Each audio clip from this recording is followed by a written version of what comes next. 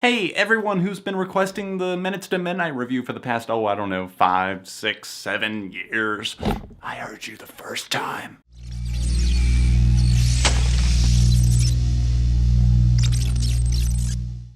I hate to say that the little things gave you away, but yeah, you guys made it more than known that you wanted a review of the third studio album by rock band Linkin Park. Time to talk about Minutes to Midnight right here on Throwback Thursday on ARTV. Don't forget to smash the like button while you're here and follow me on Twitter to stay up to date. All things ARTV, ARTV Reviews, that's my Twitter handle. You can find it linked in the description down below. Minutes to Midnight is the third studio album by this rock band. It's one that was a transitional record for them, saw them coming out of their very successful nu metal era, one that I grew up in, and it was a very jarring album for me, and I think that that's probably why I'm gonna say an unpopular opinion here. It's my least favorite album from them. Not the fact that it was a transitional record, but just over the years, I don't see it as fitting into their discography as smoothly. And even though I do say it's my least favorite, I want to get something straight right away. I do not dislike this album. In fact, I still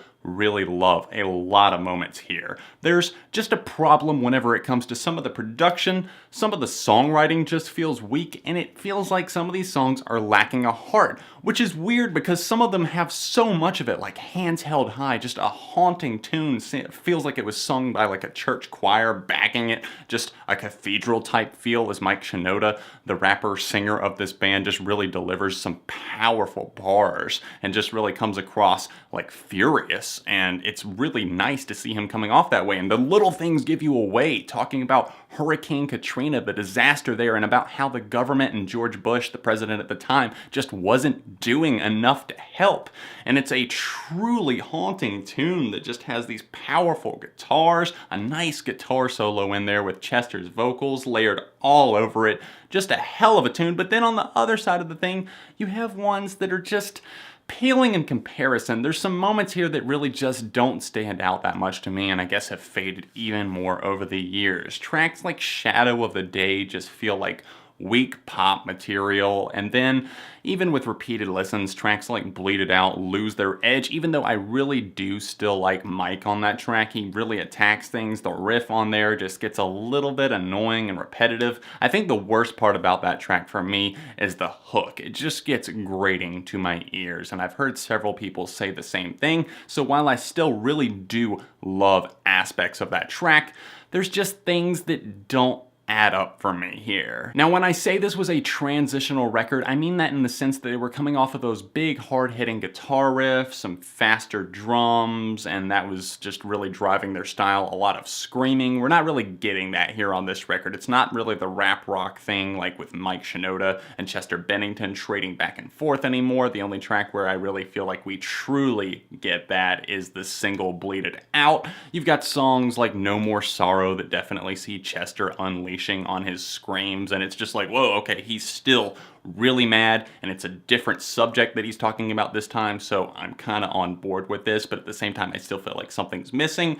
I think that they went for too much too quickly, maybe a little bit too much of a maturing overnight, if you will. Mike Shinoda sings lead on two of these tracks, one of them being In Between and the other being Hands Held High, two solo tracks where Chester doesn't really appear at all. The main struggle that I see throughout Minutes to Midnight is the true lack of identity that I feel in parts. It's not always something that's popping up in my mind, not keeping me from entirely enjoying moments here and there, but I'm wondering, are they wanting to step over some political lines, or are we wanting to cross back into relationship-driven territory? It's just kind of complicated whenever you're fluctuating like that, and it kind of pulls me out of the experience because it doesn't sell itself as a concept album, and it's not trying to be that, I don't think. It's just kind of a jarring effect whenever you switch back and forth between the two, and as a result, it makes me want to listen to songs on their own rather than just sit down and play the entire album, which is weird for Linkin Park because I'm usually more of an album type of guy whenever it comes to this band. Let's start from the intro because it's one of the strongest and most gripping that the band have ever released. Wake is just a monster of a tune. I love the guitar riffs here, and that's something that can be said all throughout. The guitar riffs that are here are great, and I like the extra elements that they added to the instrumentation. On the guitar, you're going to see something like the EBow, adding an extra effect here. I thought that was really cool that Brad brought that in, tried to integrate it into some of these tracks. He originally wanted to use it on The Little Things Give You Away, and while they ended up going for a traditional solo there, they ended up mixing it in on a few other tracks, giving kind of like an orchestration and string effect to like 6 of the songs on this album, and it turned out pretty cool. I think that it kind of adds a little bit of extra atmosphere that some of the tracks needed, like Leave Out All the Rest, and even Shadow of the Day. Even though I don't really like that track as a whole,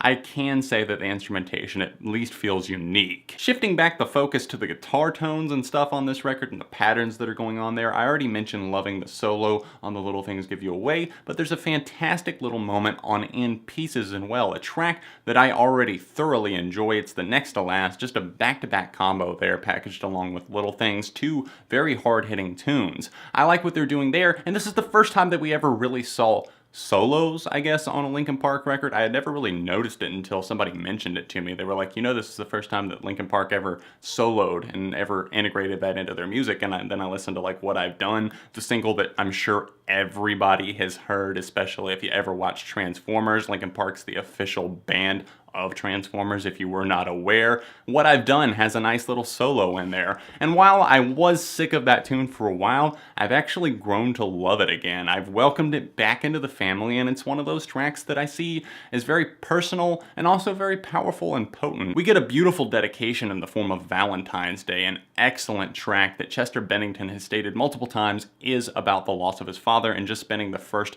Valentine's Day without him because his father's birthday was February 14th.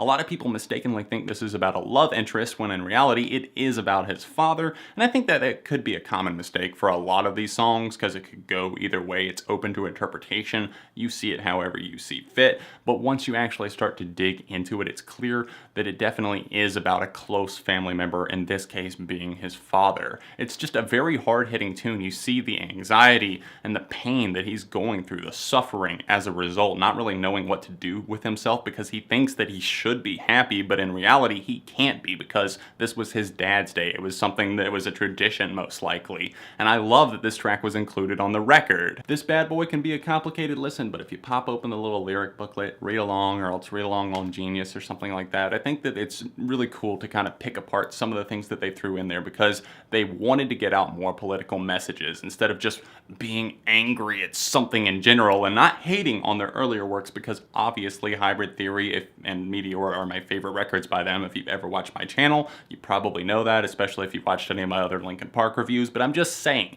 it's nice that they wanted to be mad about something. It's just that the focus was unclear. It's like if I did this, you know, they're not exactly sure what they're doing, and it's not that it's bad. It's not necessarily that, even though I'm unfocused right now, it's not that what I'm saying is necessarily untrue or bad. It's just that, you know, it would have been nice for things to have lined up nicely a little bit more often. Overall though, I really do like a good amount of this record, even though it's my least favorite, so I'm gonna say 3.5 out of 5 for Minutes to Midnight by Linkin Park. So let me know your thoughts on Minutes to Midnight in the comments section down below. Hit the like button and subscribe to the channel because friends don't let friends go unsubscribed. I finally did it. I finally completed the discography review for Linkin Park, which is awesome. It's a good feeling. If you'd like to see my other Linkin Park reviews, they're linked in a playlist in the description down below. Thanks for watching. If you have other suggestions for throwback reviews, you can let me know about them in the comment section down below. Trying to do these Throwback Thursdays more often. Thanks for watching. You can click directly below me to see my last video or another Linkin Park review. I will see you guys very soon, right here on ARTV.